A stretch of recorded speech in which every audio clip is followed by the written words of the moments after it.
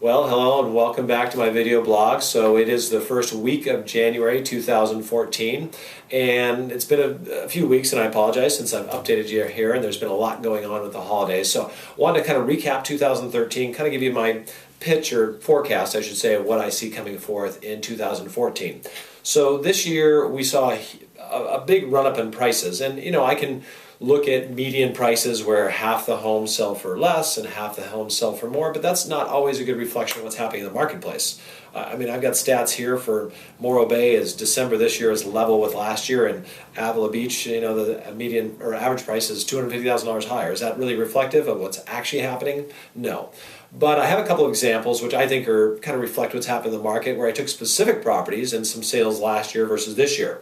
Like there's some condos that were built off Broad Street on Sacramento and San Luis Obispo near Bonds here. And those were built in 2007 by Centex Homes.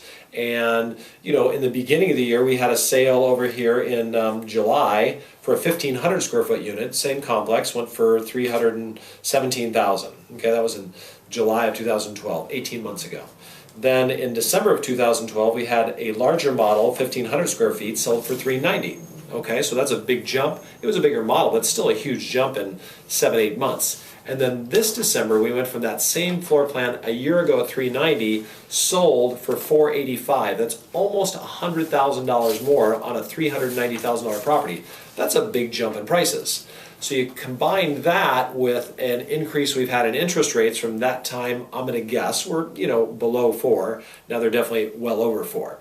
So you've got a big increase in prices, you've got an increase in interest rates. It's cutting down on the affordability and the number of people who can buy. Okay, I've got another example in Avila, the Pelican Point condos, where we had sales in the 5s, and we just sold one for $669,000, virtually just a little bit over a year and a half later. So that's a big jump in prices. Some of the other properties, they've all gone up, let's say. Now, here's what happened also this past year. We had a bunch of sales the first 6-7 months of the year. Then the market kind of slowed down when we had a little uptick in the interest rates, and amazing how quickly it stopped. Stopped here, stopped all up and down the state because I network with the top agents. So we had a bunch of sales, way more in the first 6-7 months of 13 than we had in 12. And then it backed off in relation to 12 because things were still running up. So it's almost this year over last year, depending on how you look at the numbers, virtually the same number of sales, maybe a few more in certain areas, maybe a few less, but sales were a wash, prices went up, but they didn't go up as much, and they even kind of settled down a little bit in the last part of the year. So going forward, here's what I see. Market's still very interest rate sensitive. I think the economy as a whole is pretty strong. People feel confident, stock market's up. People are not concerned about buying real estate. So the general economy, I think the job numbers are good. It's all better, but real estate is still interest rate sensitive, and we're seeing rates going up a little bit, plus the additional costs of getting financing. There's more costs involved. So everything drives that interest rate up, not just the rate itself, but the costs involved. So it's going to make real estate a little less affordable. So here's the good news. This year, and I got this off the internet, and everything you read in the internet is true, which I'm joking about, but CoreLogic is a company that does real estate statistics.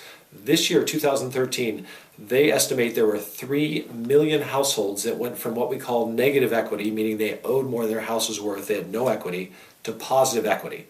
That has a huge impact on people's psyche, their financial situation. So when 3 million households go from negative equity to positive equity in a year, that frees up a lot of things. So that's what's driving the market.